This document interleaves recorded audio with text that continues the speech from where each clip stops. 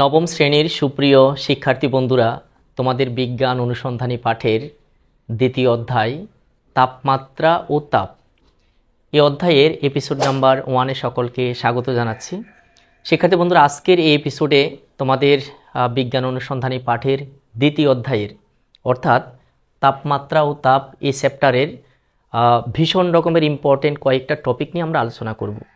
Specific কোন topic নিয়ে আমরা কথা বলবো, কোন কোন টপিকগুলোকে আজকে আমরা চুলছেরা বিশ্লেষণ করব, প্রত্যেকটা টপিকের নাম আমি আমার বোর্ডের বাম পাশে লিখে রেখেছি।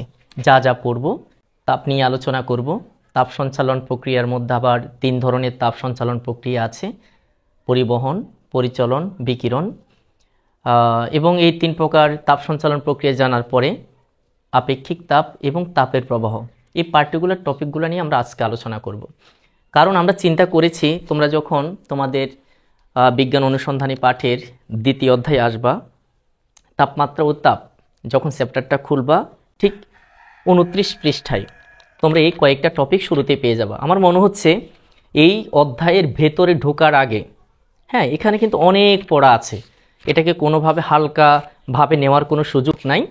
তো ভেতরে তুমি যাই পড়ো, যেটাই পড়তে যাও, সব জায়গাতে কিন্তু এই পার্টিকুলার টপিকগুলো বা টার্মগুলো কিন্তু চলে আসবে। তো আজকের ভিডিওতে আমি চাচ্ছিলাম যে এখানে প্রত্যেকটা টপিক ওয়ার্ড বাই ওয়ার্ড তোমাদেরকে বুঝিয়ে দিতে। শিক্ষার্থী বন্ধুরা, তোমাদের চিন্তা করার কিছু নেই, আমি প্রত্যেকটা টপিক একেবারে সহজ করে তোমাদেরকে বুঝিয়ে দিব। তার আগে তোমাদেরকে একটা রিকোয়েস্ট করব, যদি আমাদের এই চ্যানেলের ভিডিওগুলো প্রথমবারের মতো তুমি দেখে থাকো, ঠিক এই মুহূর্তে আমাদের চ্যানেলটা সাবস্ক্রাইব করে ফেলো, যাতে করে আমাদের বিজ্ঞান এবং গণিতের যে কোনো কন্টেন্ট ভিডিও ছাড়ার সাথে সাথে তোমার মোবাইলে পৌঁছে যায়, তুমি দেখে নিতে পারো। শিক্ষার্থী বন্ধুরা, শুরুতেই আসি, আমরা তাপ নিয়ে একটু বলা শুরু করি। তাপটা কি আসলে? কারণ আমাদের অধ্যায়ের নামটাই করা হয়েছে তাপমাত্রা ও তাপ। তো তাপমাত্রা ও তাপ অধ্যায়ের তাপ টপিকটা যেহেতু শুরুতেই চলে এসছে, তাপ বিষয়টা আগে আমাদের বোঝা দরকার। শিক্ষার্থী বন্ধুরা, আমরা যদি একটু ঠান্ডা মাথায় চিন্তা করি, আমরা বুঝতে পারবো যে আমাদের আশেপাশে আমরা বিভিন্ন ধরনের শক্তি দেখতে পাই। এই সকল শক্তি ছাড়া আমরা আমাদের দৈনন্দিন জীবনের একটা মুহূর্ত চিন্তা করতে পারি না। আমরা যদিও এর আগের বিভিন্ন এপিসোডে নানান রকমের শক্তি সম্পর্কে জেনেছিলাম, তোমরা জেনেছো, সেখানে আমরা যান্ত্রিক শক্তির কথা বলেছি, তারপর বিভব শক্তির কথা বলেছি, গতিশক্তির কথা বলেছি, তারপর শব্দ শক্তির কথা বলেছি, আলোক শক্তির কথা বলেছি, বিদ্যুৎ শক্তির কথা বলেছি। ঠিক সেই সকল শক্তির মতো ডেফিনেটলি এই তাপশক্তি অন্যতম। এই তাপশক্তিটা ছাড়া আসলে এই তাপশক্তির প্রয়োজনীয়তা আসলে অনেক অনেক। আমরা আমাদের এই জীবনের কোনো মুহূর্ত এই তাপশক্তি ছাড়া চলতে পারবো না। এখানে বইয়ে যদি তোমরা খোলো, দেখবা যে বইয়ের শুরুতেই প্রথম যে টপিক, সেখানে তাপশক্তির অনেকগুলো এক্সাম্পল কিন্তু নিয়ে আসা হয়েছে। যেমন এখানে লেখা আছে, আমরা তাপ প্রয়োগ করে রান্না করি। তাপ প্রয়োগ করা ছাড়া কখনো তুমি রান্না করতে পারবে না। এরপর হচ্ছে চা কফি খাওয়ার জন্য তাপ দিয়ে পানি গরম করি। কাপড় ধুয়ে তাড়াতাড়ি শুকাতে চাইলে রোদে কাপড় দিই। অনেক সময় ব্যক্তিগত স্বাচ্ছন্দ্যের জন্য বাড়তি তাপ থেকে রক্ষা পাওয়ার চেষ্টা করি। রোদ থেকে রক্ষা পাওয়ার জন্য ছায়ায় বসে বিশ্রাম নিই। গরমের সময় কালো কাপড় না পরার চেষ্টা করি। এই যে যতগুলো ঘটনা এখানে উল্লেখ করা আছে, প্রত্যেকটা কাজের সাথে কোনো না কোনোভাবে, ডিরেক্টলি হোক অর ইনডিরেক্টলি হোক, তাপ বিষয়টা জড়িত। তাছাড়া আমরা ঠিক এই মুহূর্তে যদি একটা এক্সাম্পল দেওয়ার চেষ্টা করি প্র্যাকটিক্যাল লাইফ থেকে, আমরা মাঝে মধ্যে, যেহেতু এখন শীতকাল, অনেকেই তোমরা শীত থেকে বাঁচার জন্য একটু উষ্ণ ফিলিংসটা নিয়ে আসার জন্য শরীরের ভেতরে আমরা বিভিন্ন জায়গায় খড়কুটো দিয়ে আগুন জ্বালিয়ে আমরা একটু উষ্ণতা ফিল করি। সেটা তো কিন্তু তাপের ব্যাপার। আবার শীতকালে রাতের বেলা অনেক সময় দেখা যায়, যখন খাবার দাবার এগুলা একটু ঠান্ডা হয়ে যায়, শীতল হয়ে যায়, আমরা এগুলো গরম করে খাই। এটাও কিন্তু তাপের একটা বিষয় জড়িত। অর্থাৎ তাপশক্তিটা এমন একটা শক্তি, আসলে আমাদের দৈনন্দিন জীবনের একটা নির্দিষ্ট মোমেন্টও আমরা এই তাপ ছাড়া কল্পনা করতে পারবো না, এই তাপশক্তি ছাড়া কল্পনা করতে পারবো না। এখন প্রশ্ন হলো, এই তাপশক্তিটা কি? এই তাপশক্তিটা কোত্থেকে আসে? আমাদের জীবনে এটা কেনই বা এত বেশি প্রয়োজন? আমরা এখন এই তাপশক্তির সংজ্ঞাটা যদি একটু দেওয়ার চেষ্টা করি, বইতে মনে হয় তাপশক্তি কি সেটা লিখে নাই, শুধু বইতে এই বিষয়টা নিয়ে আসা হয়েছে আসলে, যে এই তাপশক্তি সম্পর্কে আমাদের সবার কৌতূহল রয়েছে। কৌতূহল তো থাকাটাই স্বাভাবিক, কারণ যে তাপশক্তির উপর আমাদের জীবনে প্রত্যেকটা মুহূর্ত ডিপেন্ড করছে, যে তাপশক্তির সাথে আমাদের জীবনটা, আমাদের শরীরটা ওতপ্রোতভাবে জড়িত। সো এই তাপ শক্তি সম্পর্কে আমাদের কৌতূহল তো থাকবেই। তো তাপ বিষয়টা কি, তাপ কাকে বলে, সেই বিষয়টা যদি একটু সহজ করে তোমাদের সাথে শেয়ার করার চেষ্টা করি, যেহেতু আমরা পুরো টপিকটা পড়ব তাপ, এই বিষয়টা আমরা বিস্তারিত জানবো, কিন্তু তাপ কাকে বলে সেই বিষয়টাই যদি না শিখি আমার মনে হয় এই পড়াটা অসম্পূর্ণ থেকে যাচ্ছে। তো শুরুতেই আমি তাপ কাকে বলে সেই সংজ্ঞা দিয়ে শুরু করছি। তাপটা কি? তাপটা হচ্ছে, তাপ এক প্রকার শক্তি। ঠিক আছে, এতটুকু পর্যন্ত সব কিছু ওকে। তাপ এক প্রকার শক্তি যা প্রদানে বস্তু গরম হয় এবং অপসারণে বা বর্জনে, আমি বর্জনে লিখি, বর্জনে বস্তু কি হয়? শীতল হয়। শীতল হয়। প্রদানে বলতে গ্রহণে। তাহলে তাপটা হচ্ছে এক প্রকারের শক্তি। তাপ যে এক প্রকারের শক্তি সেটা আমরা ভিডিও শুরু থেকে আসলে এই বিষয়টা অ্যানালাইসিস করে এসেছি যে অন্যান্য শক্তির মতো তাপটা এক প্রকারের শক্তি। যদি শক্তি না হতো এটা দ্বারা কখনো কাজ করা যেত না, কিন্তু আমরা যতটুকু জানি তাপের কারণে পৃথিবীতে প্রায় অনেকগুলা কাজ করা সম্ভব। আমাদের শরীরের ভেতরে যেই বিভিন্ন শ্বসন প্রক্রিয়া, শারীরবৃত্তীয় পরীক্ষাগুলো হয়, সবগুলোর সাথে কিন্তু এই তাপ বিষয়টা জড়িত। সো এটাকে আমরা শক্তি বলবই। এখন এটা কি ধরনের শক্তি? তাপটা হচ্ছে এক প্রকারের শক্তি যা প্রদানে বা যা গ্রহণে বস্তু গরম হয় এবং বর্জনে, অর্থাৎ তাপটা যদি ছেড়ে দেওয়া হয় বস্তুটা শীতল হয়। এটা হচ্ছে তাপ। ঠিক আছে, তাপ বিষয়ে আমরা জেনে ফেললাম। এখন এই তাপটা কোত্থেকে আসে প্রশ্ন হতে পারে। এই যে একটু আগে বললাম, আমরা যখন আগুন জ্বালাই, শীতকালে আমরা নিজেদেরকে একটু উষ্ণ অনুভূতির জন্য আমরা আগুন জ্বালিয়ে দিই, কিন্তু প্রশ্ন হচ্ছে এই তাপটা কোত্থেকে আসে? অথবা একটা পদার্থকে যখন চুলার ভিতরে দেওয়া হয়, অথবা আগুনের উপরে দেওয়া হয়, একটু পরে দেখি যে আমরা সেই পদার্থটা গরম হয়ে যাচ্ছে, এটার ভিতরে তাপ চলে এসছে। এখন প্রশ্ন হলো এই তাপটা কিভাবে আসে, কোত্থেকে আসে? তো এই প্রশ্নটা তাও বইতে আছে, দ্বিতীয় প্যারা শুরুতে আছে। এক সময় এই ব্যাপারটি নিয়ে বিজ্ঞানীদের মনে অনেক প্রশ্ন ছিল, সত্যি। এখন হয়তো আমরা সেই রহস্যটা জানি, একটু পরে তোমাদের সাথে শেয়ার করব তাপটা কোত্থেকে আসে। কিন্তু এই তাপের বিষয়টা নিয়ে বিজ্ঞানীদের অনেক দিনের গবেষণা ছিল। দীর্ঘ অনেক বছর তারা এটার কোনো সমাধান পায়নি, সলিউশন পায়নি। হয়তো আমরা এখন এই বিষয়টা খুব সহজে রিয়ালাইজ করতে পারি। তো বিজ্ঞানীদের দীর্ঘদিনের আবিষ্কারের ফলে, চিন্তা ভাবনার ফলে তাপটা কোত্থেকে আসে, কোন একটা বস্তুর ভিতরে তাপটা কিভাবে হয়, আমরা কিভাবে তাপটা অনুভব করতে পারি, সেই বিষয়টা তারা সমাধান করেছে। তো ছোট্ট করে যদি বলি তাপটা কিভাবে আসে, তাপটা কিভাবে আসে সেই প্রশ্নটার উত্তর দেওয়ার জন্য প্রথমে আমরা একটা বিষয় তোমাদেরকে জানাতে চাই।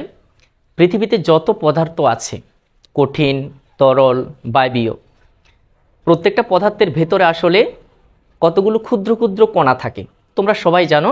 আমরা আরেকটু ভিতরে যখন যাব এই বিজ্ঞান অনুসন্ধানী পাঠের, তখন দেখবা যে এখানে রসায়নের কিছু অধ্যায় আছে, পদার্থের অবস্থা, পদার্থের গঠন, পর্যায় সারণী। সেখানে তোমরা বুঝতে পারবা পৃথিবীতে যত পদার্থ আছে প্রত্যেকটা পদার্থের ভেতরে বেশ কিছু ছোট ছোট কণা থাকে, যেগুলোকে আমরা অণু বলি, পরমাণু বলি। যদিও আমি অনেক বড় বড় করে আঁকছি, কিন্তু এগুলো আসলে খালি চোখে দেখা যায় না। তারপর আমরা ব্যাখ্যাটা এগিয়ে নিয়ে যাওয়ার জন্য এগুলোকে আমরা ছোট ছোট কণা হিসাবে তুলনা করলাম। এগুলো হচ্ছে কণা।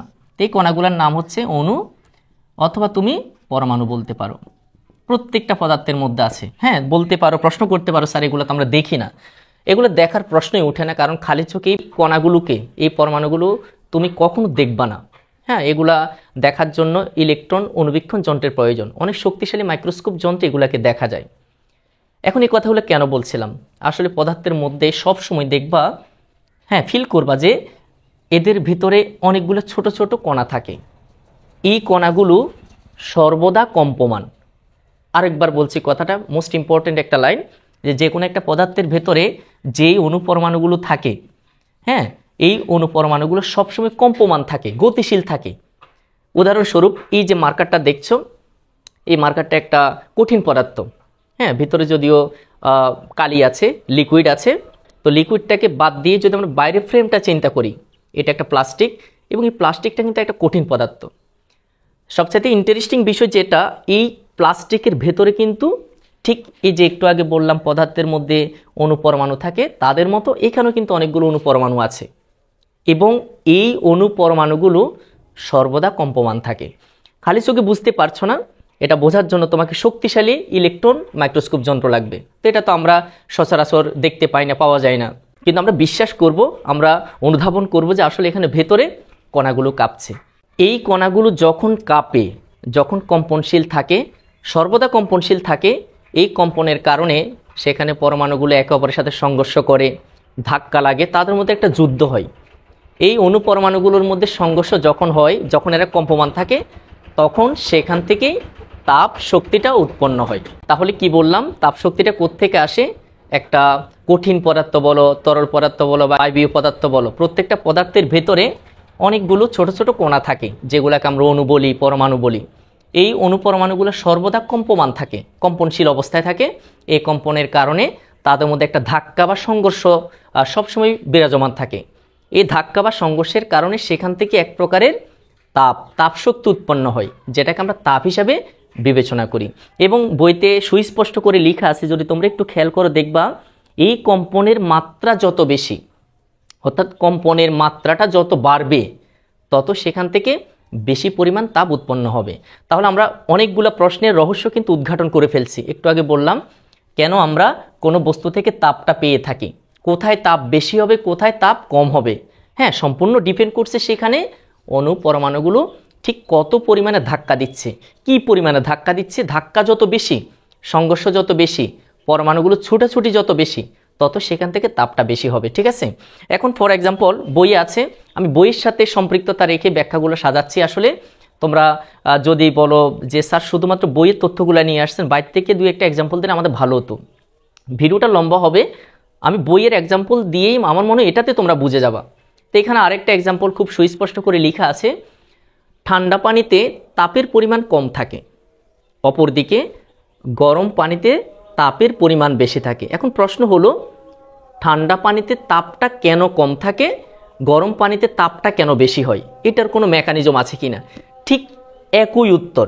একটু আগে বললাম অণু পরমাণুর ধাক্কা যত বেশি, ছুটাছুটি যত বেশি, সেখানে তাপটা বেশি থাকবে। যখন আমরা ঠান্ডা পানিকে গরম করি তখন কি হয় জানো? ঠান্ডা পানির মধ্যে যেই কণাগুলো থাকে, অণু পরমাণুগুলো থাকে, সেই অণু পরমাণুগুলো একে অপরের সাথে ধাক্কা লাগে। সেই অণু পরমাণুগুলো একে অপরের সাথে ছুটাছুটির পরিমাণটা বাড়িয়ে দেয়। যত ছুটাছুটি করবে তত সংঘর্ষের সংখ্যা বা ধাক্কার পরিমাণটা বেড়ে যাবে। তো ধাক্কা বা সংঘর্ষের পরিমাণ যত বেড়ে যাবে, সেখানে তাপশক্তিও বেশি পরিমাণ উৎপন্ন হয়। প্রশ্ন হতে পারে, ঠান্ডা পানি থেকে তাহলে সংঘর্ষ হয় না, পরমাণুগুলো ছুটাছুটি করে না? সেখানেও করে, তবে সেই ছুটাছুটির পরিমাণটা খুবই কম। কিন্তু যখন তুমি এই পদার্থটা ধরো, সাপোজ এটা একটা ঠান্ডা পানি, যখন তুমি এখানে কি করবা, আগুন জ্বালিয়ে দিবা, তখন এখানকার অণু পরমাণুগুলো অতিরিক্ত পরিমাণ কাঁপতে থাকবে, তাদের ছুটাছুটি বেড়ে যাবে এবং তাদের মধ্যে সংঘর্ষ বাড়বে, যার ফলে গরম পানিতে তাপশক্তি বেশি পরিমাণ উৎপন্ন হবে। ঠান্ডা পানিতেও কণাগুলো ছুটাছুটি করে, তবে ঠান্ডা পানির মধ্যে এই তাপশক্তির পরিমাণ খুবই কম, সেখানেও পরমাণুগুলো কম্পমান থাকে। তবে গরম পানিতে এই ছুটাছুটির পরিমাণটা বেশি থাকে পরমাণুগুলোর, যার কারণে সেখানে অধিক পরিমাণ তাপশক্তি উৎপন্ন হয়। প্রিয় শিক্ষার্থী বন্ধুরা, আশা করি তোমরা তাপ কি এবং এই তাপটা কিভাবে উৎপন্ন হয়, কিভাবে আমরা তাপশক্তিটা বিভিন্ন উৎস থেকে পেয়ে থাকি, সেই বিষয়টা বুঝতে পেরেছো। হ্যাঁ, তো যেটা আমরা বুঝলাম সেটা হচ্ছে তাপটা সম্পূর্ণ অণুসমূহের কম্পনের ব্যাপার, এবং এই কম্পনের মান যত বেশি, অণুগুলোর বা পরমাণুগুলোর গতিশীলতা যত বেশি, ছুটাছুটির পরিমাণ যত বেশি, তাপশক্তিও সেখানে তত বেশি হবে। এখন আসো, এই তাপটা কিন্তু উৎপন্ন হওয়ার পরে তাপটা সঞ্চালিত হওয়ার জন্য বিশেষ কিছু পদ্ধতি আছে। অর্থাৎ কোনো বস্তু থেকে কোনো বস্তুর মধ্যে তাপটা তৈরি হলো, এই তাপটা তো আপনা আপনি আমরা ফিল করব না, একটা মাধ্যম বা একটা প্রক্রিয়ার মাধ্যমে আমরা সেটা ফিল করি। উদাহরণস্বরূপ ধরো এখানে কিছু তাপশক্তি উৎপন্ন হলো, এখন এই তাপশক্তিটা তো আমি ফিল করব, কিন্তু কিভাবে আসলো? তো এটাকে বলা হয় তাপ সঞ্চালন প্রক্রিয়া। অর্থাৎ বিভিন্ন কারণে কোন একটা বস্তু থেকে তাপটা বিভিন্ন জায়গায় সঞ্চালিত হয় বা স্থানান্তরিত হয়। এই সঞ্চালনের প্রক্রিয়া কিন্তু তিনটা, বইতে স্পষ্ট করে লেখা আছে, পরিবহন, পরিচলন, বিকিরণ। এখন আস্তে আস্তে আমরা এই তিনটা পদ্ধতি জেনে নিব। হ্যাঁ, শুরুতেই আসো, আমরা শুরুতে যেটা জানবো সেটা হচ্ছে তাপ সঞ্চালনের পরিবহন প্রক্রিয়াটা। তো তাপ সঞ্চালনের পরিবহন প্রক্রিয়া যেটা আছে সেটা খুব সহজ করে আমি বলি, বই থেকে তোমরা পড়ে নিতে পারো আরেকবার। পরিবহন, হ্যাঁ পরিবহন। ঠিক আছে, পরিবহন প্রক্রিয়াটা এখন আমরা একটু জানার চেষ্টা করি। সেক্ষেত্রে বন্ধুরা আমরা একটু আগে বলেছিলাম প্রত্যেকটা পদার্থের মধ্যে যে কণাগুলো থাকে, অণুপরমাণুগুলো থাকে, তারা সবসময় কম্পমান থাকে। তুমি তাপ দাও না দাও অথবা কোথাও একটা ফিক্সড জায়গাতে রেখে দাও, সব জায়গার মধ্যে পদার্থের কণাগুলো সবসময় কম্পমান থাকবে। তা আমরা ধরে নিলাম এটা একটা কঠিন পদার্থ, আস্তে আস্তে বোঝার চেষ্টা করি। তো এই কঠিন পদার্থের মধ্যে অসংখ্য কণা আছে। এটা শুধুমাত্র কঠিন পদার্থে না, প্রত্যেকটা পদার্থের মধ্যে অসংখ্য কি থাকে, কণা থাকে। মনে করে এগুলো হচ্ছে বিভিন্ন অণু পরমাণু। ঠিক আছে, পদার্থের মধ্যে অণু পরমাণুগুলো আমি এঁকেছি।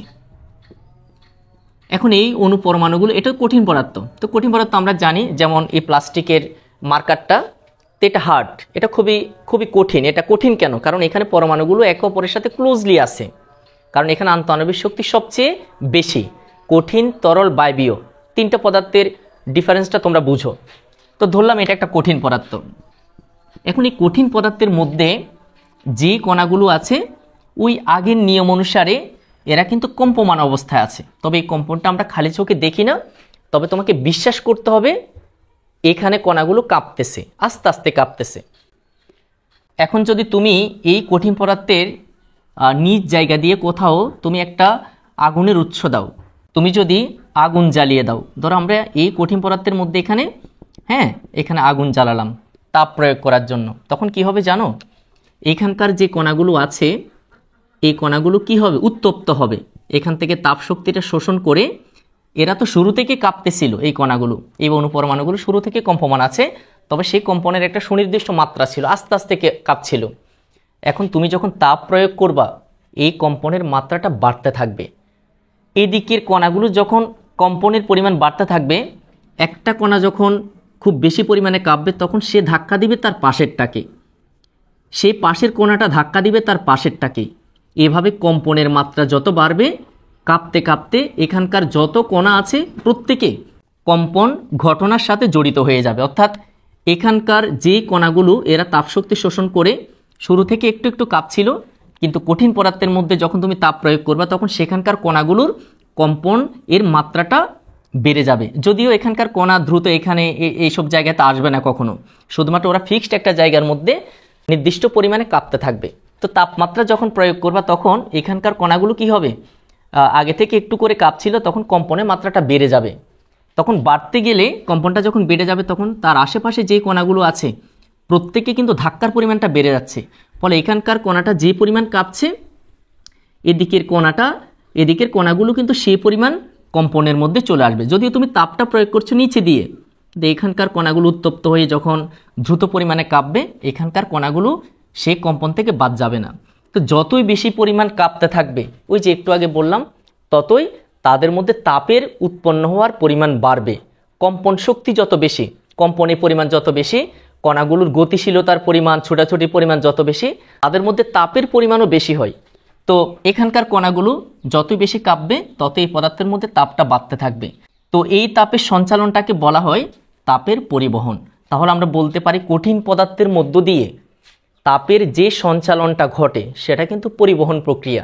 আমরা পরিচলন, বিকিরণ দুটাই কিন্তু পড়ব। তার আগে আমরা পরিবহন সম্পর্কে যেটা জানলাম, কঠিন পদার্থের মধ্য দিয়ে তাপের যেই সঞ্চালনটা ঘটে, সেটা হচ্ছে পরিবহন প্রক্রিয়া। আর পরিবহন প্রক্রিয়াটা কি? একটা কণা উত্তপ্ত হবে বা আশেপাশের একাধিক কণা উত্তপ্ত হবে, এবং তাদের মধ্যে কম্পনের মাত্রা বাড়বে, গতির মাত্রা বাড়বে, এবং এদের কম্পনের মাত্রা যত বেড়ে যাবে, তত পাশের পরমাণুটাকে ধাক্কাও বেশি দিবে। ফলে সেই পাশের পরমাণুটা আরেকটা পরমাণুকে ধাক্কা দিবে। এভাবে ধাক্কাটা পুরো পদার্থের মধ্যে ছড়িয়ে পড়বে, ফলে পুরো পদার্থটা উত্তপ্ত হবে। বইয়ে যেটা লিখেছে, আমরা বইয়ের সাথে একটু ম্যাচ করি আমাদের কথাগুলো। একটা অণু কাঁপতে থাকলে সেটি তার পাশের অন্য অণুকে কাঁপাতে শুরু করবে। সেই অণুটি তখন তার পাশের অণুকে কাঁপায়, অর্থাৎ পালাক্রমে একটার পর একটা কম্পন শক্তিটা স্থানান্তর হতে থাকবে। এভাবে কম্পনটি কঠিন পদার্থের এক প্রান্ত থেকে অন্য প্রান্তে পরিবাহিত হয়, যেটি তাপের পরিবহন নামে পরিচিত। এই যে একটু আগে আমি যেটা বললাম, এখানকার কণাগুলো যখন উত্তপ্ত হবে, তারা পাশের জনকে ধাক্কা দিবে, এবং আস্তে আস্তে ধাক্কার পরিমাণ, কম্পনের পরিমাণটা পুরো পদার্থে ছড়িয়ে পড়বে, ফলে তাপটা আস্তে আস্তে কি সঞ্চালিত হতে থাকবে। তো এটা হচ্ছে পরিবহন প্রক্রিয়া। এখন আসে পরিচলন প্রক্রিয়াটা। তাপের পরিচালন প্রক্রিয়াটা কি? তো তার জন্য আমরা একটা তরল পদার্থকে কল্পনা করি, এটা একটা তরল পদার্থ। তো তরল পদার্থের ক্ষেত্রে আমরা যেটা জানি সেটা হচ্ছে এখানকার কণাগুলোর চাইতে তরল পদার্থের কণাগুলো একটু দূরে দূরে থাকে। ধরো এখানে একটা এভাবে দূরে দূরে থাকে, বেশি দূরে নয়, বেশি দূরে হইলে আবার সেটা গ্যাসীয় পদার্থ হয়ে যাবে। এতটুকু দূরে দূরে আমরা দিচ্ছি আপাতত বোঝার সুবিধার্থে। হ্যাঁ, পরিচালন প্রক্রিয়াটা কিন্তু এটা বোঝার জন্য কিন্তু তুমি তরল পদার্থ কল্পনা করতে পারো অথবা গ্যাসীয় পদার্থ কল্পনা করতে পারো। আপাতত আমরা তরল পদার্থ দিয়ে ব্যাখ্যাটা দিচ্ছি। এখন ঠিক কঠিন পদার্থের মতো, হ্যাঁ, এই তরল পদার্থের ভেতরেও নানান রকমের অণু পরমাণু আছে এবং তারা একে অপরকে ধাক্কা দিচ্ছে। তো ধাক্কা যখন দেয় তখন তাদের মধ্যে একটা পার্টিকুলার কি থাকে, তাপ থাকে, তাপ শক্তি থাকে। এবার মনে করো আমরা এখানে কি দিলাম, আগুন জ্বালিয়ে দিলাম এই কোণাতে। এখন এইখানকার যে কণাগুলো আছে এই কণাগুলো তাপ শক্তি শোষণ করে তারা কি করবে, বিভিন্ন দিকে ছড়িয়ে পড়বে, সারা পদার্থের মধ্যে ছোটাছুটি করবে। আর তাছাড়া আমরা জানি একটা তরল পদার্থের মধ্যে অথবা গ্যাসীয় পদার্থের মধ্যে, আমি তরল পদার্থের চিত্রটা এঁকেছি, তোমরা এখানে গ্যাসীয় পদার্থ দিয়ে ব্যাখ্যাটা দিতে পারো, কারণ তরল পদার্থ এবং গ্যাসীয় পদার্থ দুই ক্ষেত্রে কিন্তু এই পরিচালন প্রক্রিয়ায় তাপটা সঞ্চালিত হয়। তো আমি জাস্ট একটা তরল পদার্থ দিয়ে এক্সাম্পলটা দিচ্ছি, তার মানে এই নয় যে গ্যাসীয় পদার্থ হবে না। হ্যাঁ, গ্যাসীয় পদার্থ কিন্তু একই প্রক্রিয়ায় তাপটা সঞ্চালিত হয়। তো এখন কি হবে, যখন তুমি তাপটা দিবা, তাপটা দেওয়ার পর তরলের মধ্যে কিন্তু একটা ঘটনা ঘটে, সেটা কি জানো, তরলের আয়তনটা বাড়তে থাকে। সেটা তুমি প্র্যাকটিক্যালি বুঝতে পারবা চুলার উপরে যখন তুমি দুধ, হ্যাঁ, অথবা তরকারি অথবা ভাত যখন রান্নায় বসাও, চুলায় বসাও, তখন দেখবা যে তাপ যখন প্রয়োগ করবা তখন এটার আয়তনটা বাড়তে থাকে। আয়তনটা বাড়ে কিন্তু ভরটা কিন্তু সেম থাকে। আমরা জানি ভরটা কখনো পরিবর্তন হয় না, অর্থাৎ এখানে যে পদার্থের পরিমাণ, কণাগুলোর পরিমাণ, এটা কখনো চেঞ্জ হয় না। তো চেঞ্জ হয় না কিন্তু আয়তনটা বেড়ে যায়, অর্থাৎ আয়তনটা একটু বেড়ে যায়। তো আয়তনটা যখন বেড়ে যায় তখন কিন্তু তাদের ঘনত্বটা আবার কমে যায়, কারণ আমরা জানি ঘনত্ব সমান কি, রোটা ঘনত্ব, ঘনত্ব সমান m/v। আয়তন যত বাড়বে ভর তো চেঞ্জ হয় না, নিচের মানটা যত বাড়বে এখানকার ভাগফলও কিন্তু তত কমতে থাকবে, অর্থাৎ রোর মান কমে যাবে। কখন, যখন আয়তনটা বাড়বে কিন্তু নির্দিষ্ট পদার্থের ভরটা সেম থাকবে। তো ভর তো এখানে সেম, একই পদার্থ যখন আমরা এখানে তাপমাত্রা দিব বা তাপ প্রয়োগ করব তখন তাপটা শোষণ করে এখানকার যে কণাগুলো আছে তাদের আয়তনটা বেড়ে যাবে, অর্থাৎ ফুলে যাবে। কিন্তু আয়তন বেড়ে যাওয়ার কারণে ভরটা কিন্তু সেম ছিল কণাগুলো, তখন ঘনত্বটা কমে যাচ্ছে। তো ঘনত্ব যখন কমে যাবে তখন এই কণাগুলো আর এইখানে থাকবে না। হ্যাঁ, এরা তো অলরেডি কম্পমান আছে, তাপশক্তি শোষণ করে যখন তারা ওই পদার্থটার আয়তন বেড়ে যায় তখন এই কণাগুলো সুনির্দিষ্ট জায়গায় থাকে না, এরা বিভিন্ন দিকে ছোটাছুটি শুরু করে দেয়। তো এই কণাগুলো হয়তো, এই কণাটা পার্টিকুলার, এই কণাটার কথা যদি বলি আমরা, এ তাপশক্তি শোষণ করে এ কিন্তু অন্যদিকে চলে যাচ্ছে, হয়তো এই খালি জায়গাতে চলে আসলো। তো এবার এখানকার কণাটা হয়তো দৌড়াতে দৌড়াতে আবার তাপের কাছে আসলো, এবার এটা গরম হয়ে গেল, উত্তপ্ত হয়ে গেল, এবার এটা এদিকে চলে গেল। এভাবে এই পদার্থের যতগুলো কণা আছে, অণু পরমাণু আছে, তারা সবাই কি ছোটাছুটির মধ্যে ব্যস্ত থাকে। তো ছুটতে ছুটতে যারা ঠিক তাপের জায়গাতে চলে আসে, যেখানে তাপ প্রয়োগ করা হচ্ছে সেখানে এসে গেলে তখন তারা তাপটা শোষণ করে বিভিন্ন দিকে ছড়িয়ে পড়ে এবং একটা সময় পুরো পদার্থটা কি হয়ে যায়, উত্তপ্ত হয়ে যায়, পুরো পদার্থটা তাপশক্তি শোষণ করে। তো এটা হচ্ছে মূলত পরিচালন প্রক্রিয়া। এবং আমরা যদি একদম স্পেসিফিকভাবে বলি, পরিচালন প্রক্রিয়াটা মূলত তরল পদার্থ এবং গ্যাসীয় পদার্থের মধ্যে ঘটে থাকে। তোমরা বইটা খুললে সেখানে পেয়ে যাবা। আর প্রসেসটা কি, যখন তুমি তাপ দিবা এখানকার যে কণাগুলো থাকে এই কণাগুলো সারা পদার্থের মধ্যে ছোটাছুটি শুরু করে দেয়, ফলে পুরো পদার্থটা গরম হয়ে পড়ে। এই প্রক্রিয়াটার নাম হচ্ছে পরিচালন। আর সর্বশেষ যে প্রক্রিয়াটা সেটার নাম হচ্ছে বিকিরণ। বিকিরণ প্রক্রিয়াটা খুব সহজে আমি এক্সপ্লেন করতে পারবো, সেটার জন্য কোনো চিত্রের দরকার নেই। ধরো গরমকালে আমরা দেখি যে আমাদের শরীরে ভীষণ রকমের গরম লাগে, রোদে আমরা দাঁড়াইতে পারি না। কেন পারি না? কারণ সূর্য থেকে এক প্রকারের রশ্মি আমাদের অদৃশ্য, আমরা চোখে দেখি না, কিন্তু সেই রশ্মিটা আমাদের শরীরের উপর পড়ে, ফলে আমাদের শরীরে ভীষণ রকমের গরম লাগে। আমরা শরীরে কোনো জামা রাখতে পারি না, হ্যাঁ, তারপর গরম কোনো বস্ত্র রাখতে পারি না। যখন আমরা ছায়ায় যাই তখন কিন্তু আবার আমাদের খুবই ভালো লাগে। তো এখন প্রশ্ন হচ্ছে, এই যে সূর্য থেকে যে রশ্মিগুলো আসে, সেটা আলট্রাভায়োলেট রে হোক, হ্যাঁ, অথবা নর্মাল দৃশ্যমান আলো হোক, কিছু একটা আসে আমাদের শরীরে, কিন্তু যেটা আসে সেটা কিন্তু কোনো মাধ্যমে আসে না। তুমি খেয়াল করছো নিশ্চয়, যখন আমরা পরিবহন প্রক্রিয়াটা পড়ছি তখন কঠিন পদার্থের ভেতর দিয়ে কিন্তু তাপটা কি হয়েছে, পরিবাহিত হয়েছে। যখন আমরা পরিচালন পড়েছি তখন কিন্তু তরল বা গ্যাসীয় পদার্থের ভেতর দিয়েই তাপটা পরিবাহিত হয়েছে, সঞ্চালিত হয়েছে। কিন্তু বিকিরণ বিষয়টার জন্য কোনো মাধ্যম লাগে না।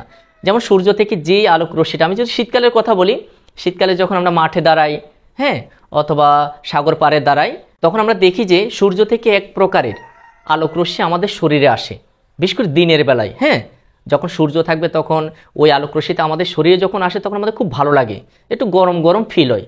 রাতের বেলায় কিন্তু সেই সূর্যটা আবার থাকে না। তো এখানে কিন্তু আলোক রশ্মিটা যখন আসে তখন কিন্তু কোনো মাধ্যম দিয়ে আসে না, একদম ডিরেক্টলি আমাদের শরীরে এসে পৌঁছায়, কোনো মাধ্যম ছাড়া ডিরেক্টলি শূন্য মাধ্যমে চলে আসে।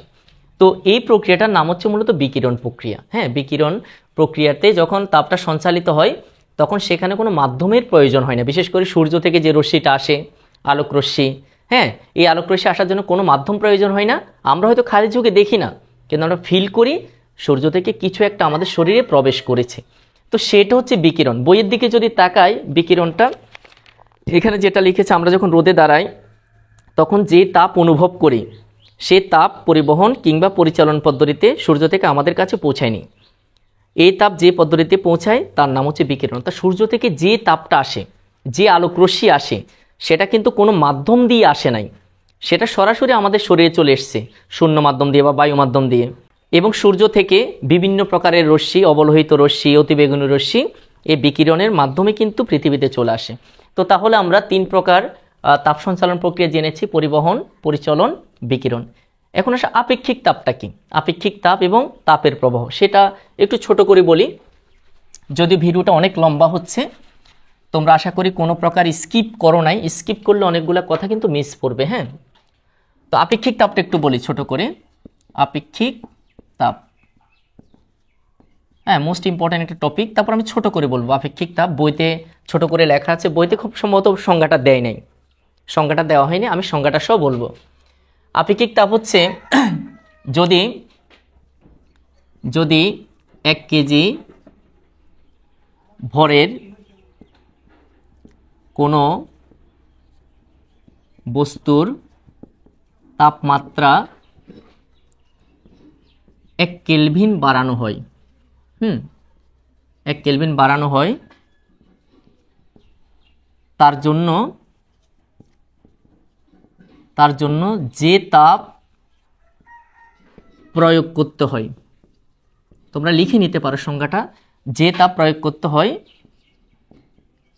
তাকে আপেক্ষিক তাপ বলা হয়। আপেক্ষিক তাপ বলা হয়। ঠিক আছে, কি বললাম?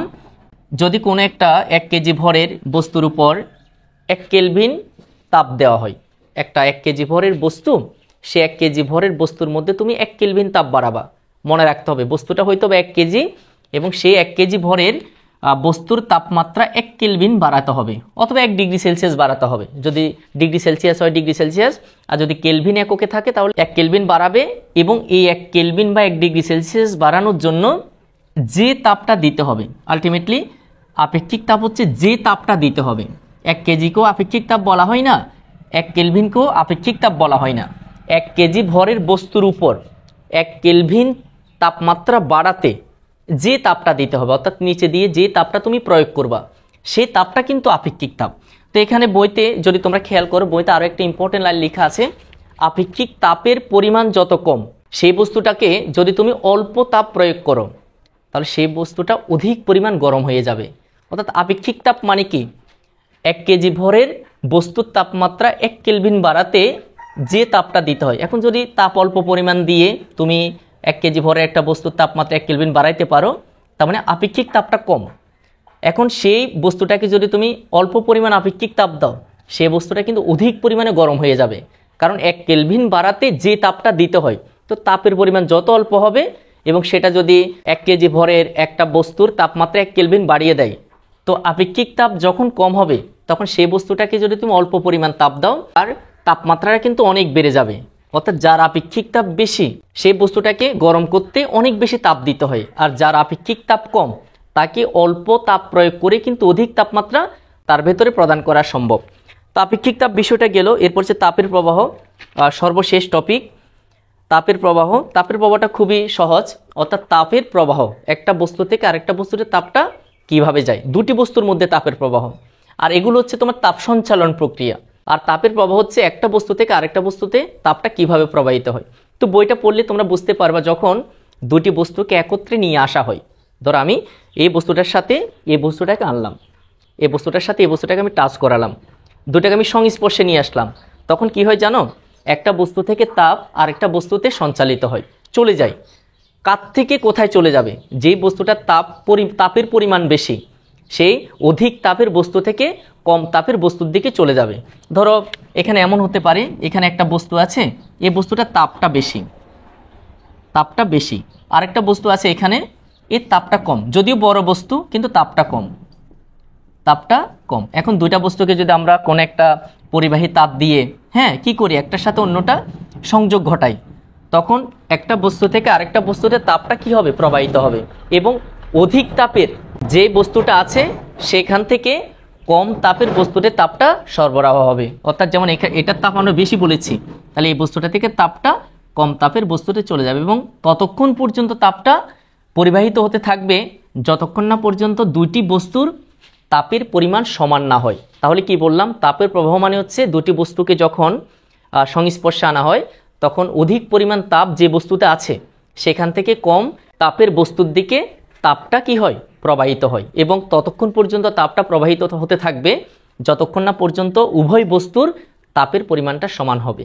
প্রিয় শিক্ষার্থী বন্ধুরা, আশা করি তোমরা ভিডিওর শুরুতে আমি যেই টপিকগুলো পড়াবো বলেছিলাম, প্রত্যেকটা টপিক বিস্তারিত তোমরা জানতে পেরেছো। কোনো প্রকার সমস্যা হওয়ার কথা না, যদি ভিডিওটা কোনো প্রকার স্কিপ না করো। এবং শেষ পর্যন্ত একটা কথাই বলবো, যদি ভিডিওটা ভালো লাগে ভিডিওতে একটা লাইক করবে, কোনো প্রশ্ন থাকলে কমেন্ট সেকশানে কমেন্ট করবে। সব মিলিয়ে আমাদের চ্যানেলটা সাবস্ক্রাইব করে পার্মানেন্টলি আমাদের সাথে থেকে যাবে। পরবর্তী ভিডিও দেখার আমন্ত্রণ জানিয়ে আজকের মতো এখানে শেষ করছি। সকলকে অসংখ্য ধন্যবাদ।